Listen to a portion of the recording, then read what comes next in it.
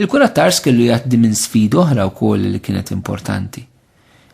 L-sfida tal-militar. F'ħajtu kellu jgħaddi żmien anka fil-militar.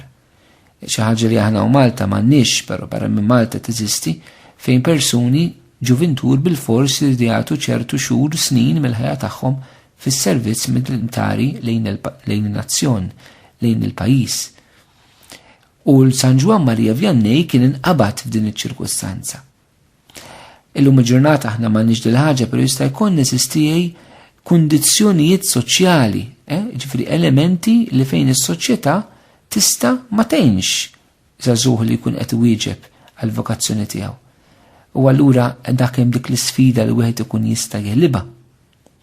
Il-kurat ta' ars ukoll kellu sfida oħra eżistijej. Kienet il-possibilità tal-edukazzjoni. Jiġifieri il-possibilità kemm kienet available l-edukazzjoni dina fi żmienu, għal kontrarju fi żmienna, illum ma tantx nistgħu ngħidu li għandna din l-isfida meta aħna l-edukazzjoni kollha kemm bxejna grazzi tal anke f'pajjiżna, imma l-kurat ta' ars ma kellux din il-possibilità daqshekk faċli biex huwa jkun jista' jaqdi din il-missjoni tiegħu. Fl-istess ħin naraw li mbagħad il-kurat ta' ars anke meta aċċetta ħanejdu hekk. Is-sejħa tiegħu kellu l-problema li iżomm f'moħħu il-Latin u li jistudja bil-Latin. Kienet verament diffiċli tant li waslet sal-punt li qajmet dubji jekk dan il-kandidat kienx eliġibbli ħanejdu hekk kienx possibbli li jiġi ordnat saċerdot. Il-kurat ta' ars eżistijej dawn is-sfidi tiegħu kollha kemm huma qelibhom billi talab ħafna sa minn tkunitu fil-bidu tal-vokazzjoni tiegħu kien ġuvni li talab bil-ħerqa. Però għamel il-parti tiegħu. Jiġifieri xkuntant l-idea tal-kurat ta' ars meta wieħed jaqra l-ħajja tiegħu jinduna kemm għamel parti tiegħu. Ma jiġifieri l-idea li issa dan għamlet kollox fih l-grazzi u m'għamel xejn fil-fatt hija żbaljata. Il-kurat ta' ars ħadem ħafna huwa, għamel ħafna ħiltu. Għamel ħiltu u baħta biex għamel ħiltu, però għamilha, ma qatax qalbu. U naħseb din tkun anke eżistijej għal dawk li mexxin fil-bidu tal-vokazzjoni tagħhom. L-importanti li jissruħu fil-grazza tal-Alla, però jagħmlu l-ħila tagħhom. Kurat ta' ars studja sakemm seta' jistudja. Studja sal-punt li huwa fehem li kellu jistudja, imma studja. Barra minn hekk il-kurat ta' ars biex seta' jeleb dawn l-isfidi partikolari li huwa kien għaddej minnhom, huwa sab saċerdot il-kappillan ta' Ekuli, hija parroċċa qrib ta' ars, illi emmen f'dan il-ġuvni, emmen fil-vokazzjoni tiegħu u għenu ħafna. Wara l-kurat ta' ars kien ordnat saċerdota x'kien aċċettatu l-isqof allura iva taħt il-grazzi li rċievi s-sagrament tal-ordni sagri wara li jeleb daw id-diffikultajiet kollha. Il-kurat ta' ars x'ħajja li kienet ibbażata ħafna fuq l-imħabba tal-Alla. Ġwanna Pawlu II insista ħafna illi l-kurat ta' ars fl-ispiritwalità tiegħu huwa wieġeb għall-imħabba ta' Alla f'Ġesu mislub. U waraf illi dan kien is-sigriet tal-ħajja tiegħu li jħobb l-Alla bitweġiba u b'risposta għall-imħabba l-istess għall-ambierek urina f'Ġesu imsallab. Din l-imħabba tal-Alla l-kurat ta' ars skopri anka fl-istess persuna u identità u rigal kbir tas-saċerdozju. Ġwanna Pawlu II ġbina l-attenzjoni għad-definizzjoni li l-kurat ta' ars ta' dwar is-saċerdot, meta jgħid is-saċerdot huwa l-imħabba tal-qalb ta' Ġesu. San Ġwan Marija Vjannej tant kien iħobb l-Alla illi f'mument minnhom huwa jgħid: "O Alla, nippreferi li mmut inħobbok milli ngħix mument mingħajr li nħobbok." Kemm sabiħ eżistijej ħuti saċerdoti kien aħna wkoll nippruvaw ngħixuha. Limitaw din il-qaddis u Alla nippreferi li mmut inħobbok milli ngħix mument mingħajr li nħobbok. Minħabba din l-imħabba kbira li huwa kellu lejn Kristu, il-kurat ta' ars naraw li jgħix dak li jitlob minna l-Vanġelu b'mod radikali. U enfasi kbir li Ġwanni Pawlu II jagħmel fil-ħajja ta' din il-qaddis meta jipproponih lis-saċerdoti. Ir-radikalità tal-Vanġelu kif għexu minħabba Ġesu. Minħabba l-imħabba li kellu. Dina toħroġ pereżempju il-Papa Ġwanni Pawlu II jirreferi għal momenti ta' talba, għal faqar, għall-umiltà, għaċ-ċaħda volontarja, għal penitenza li l-kurat ta' ars kien jagħmel. Biex ngħidu hekk Ġwanni Pawlu II jgħid li mingħajr dan kollu il-pastorali tas-saċerdot ma jistax ikolla verament frott. Għaliex il-Papa iwieġeb u jistaqsi x'inhi verament dik li hija l-qalba tal-ħajja tas-saċerdot? Hija li huwa jagħti lilu nnifsu b'imħabba u b'sagrifiċċju, li huwa verament qiegħed hemmhekk b'servizz għall-merħla tiegħu. Wara din toħroġ imma mill-imħabba lejn Kristu, l-imħabba lejn Ġesu twassal sabiex is-saċerdot jitħajtu għall-merħla tiegħu. Il-kurat ta' ars ara fil-li seta' jħobb il-parruċċjani tiegħu billi jeħlishom mid-dnub. Ħanida b'mod goff, però biex niftehmu, kienet fissazzjoni tal-kurat ta' ars illi jeħles il-parruċċjani tiegħu mid-dnub. Fil-fatti ta' spiss insibu li kien jitlob din it-talba. U Alla tin il-konverżjoni tal-parroċċja tiegħi. Naċċetta li mbagħad dak li trid int sakemm indum ħaj. U Alla għatini il-konverżjoni tal-parroċċja tiegħi.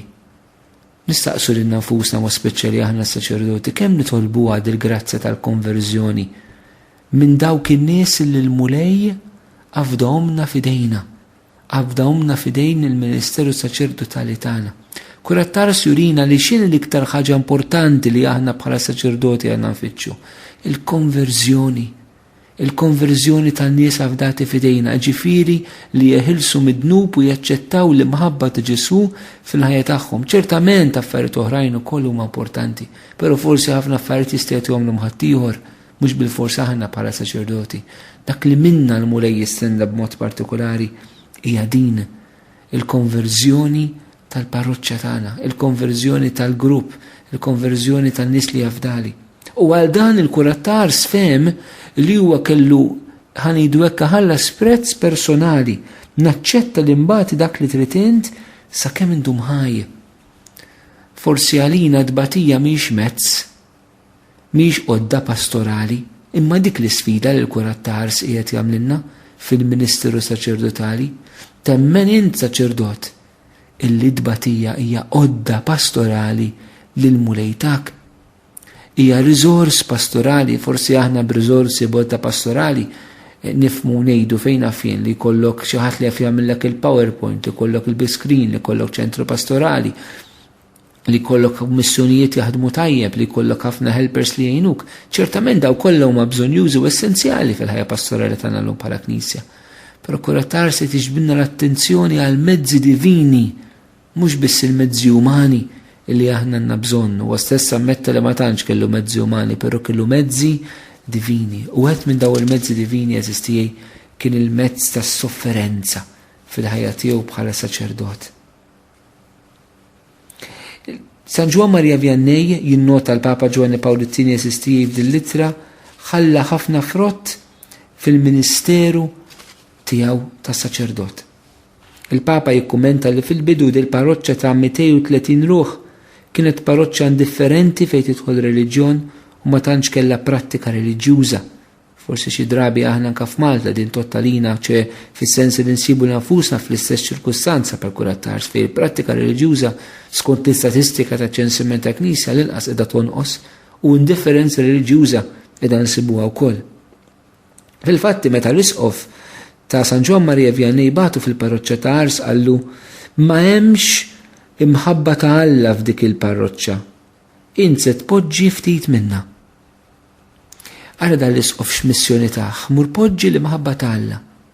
U wara kull ubidjenza li jagħtina l-isqof jew is-superjuri tagħna reliġjużi mhux dik li hemm fl-aħħar mill-aħħar. Aħna maħniex imsejħin biex impoġġu lil nfusna fiċ-ċentru bħala saċerdoti, però biex inħobbu l-imħabba ta' Alla. Mhux biex in-nies jibdew iħobbu l-Alla, biex aħna nibdew nħobbu l-Alla f'dik iċ-ċirkustanza l-ewwel. In-nies imbagħad jiddakru minna kif ġera fil-kurat ta' ars. Tant iddakru li marru jaraw dil-imħabba illi fis-sena 1858 marru 80,000 pellegrin biex jintaqgħu ma' San Ġwan Marija Vianney, hekk jgħidilna l-Papa Giovanni Paolo II. Imma jgħidilna imma xiex kienu jinġibdu lejn il-kurat ta' ars in-nies. Ċertament mhux għall fiżjonomija tiegħu, mhux għal xi kwalitajiet speċjali li kellu bħala bniedem. Imma jgħidilna l-Papa Giovanni Paolo II in-nies kienu miġbuda mill-qdussija tiegħu. In-nies kienu miġbuda minn dan is-sens ta' penitenza li huwa kellu.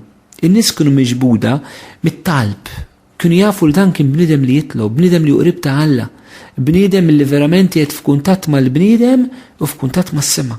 Il-paċi li kienu jħossu meta jersqu lejh, l-umiltà li kienu jaraw fih, li minkejja kien bniedem fama ta' qdusija kien verament saċerdot umli. Kien saċerdot li kien iwieġeb għal bżonn tan-nies u li kien ifittex li jeħlishom mit-toqol li kienu minnu, ma speċjali t-toqol ta' tnub.